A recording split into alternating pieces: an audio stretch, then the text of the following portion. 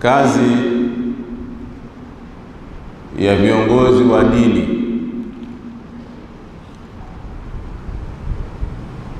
ni kumtumikia Allah subhanahu wa ta'ala,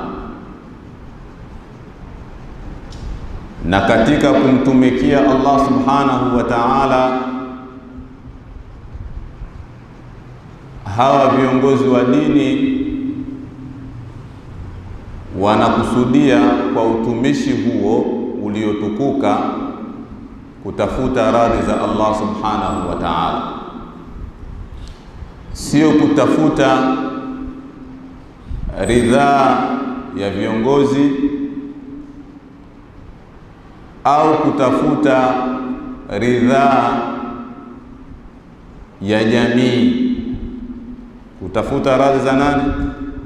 Za Allah subhanahu wa ta'ala. Na ndio maana ndani ya Qur'an Allah subhanahu wa ta'ala anamtahadharisha Mtume Muhammad, anamwambia fahdharhum an yaftinuka an ba'dhi ma anzala Allahu ilayk. Fahdharhum, ewe Mtume Muhammad, chukua tahadhari zote za lazima. An yaftinuka, watu wawe viongozi ama raia wasije wakakutoa katika reli. An yaftinuka an ba'dhi ma anzala Allahu ilaika, wasije wakakufitinisha,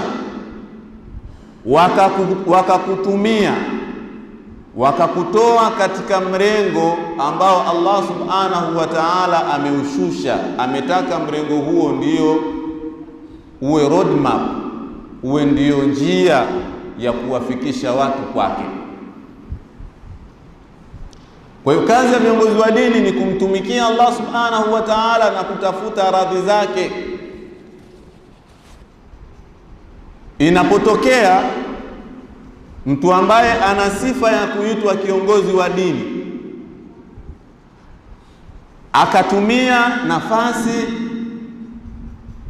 ama ule utumishi wake kwa Allah subhanahu wa ta'ala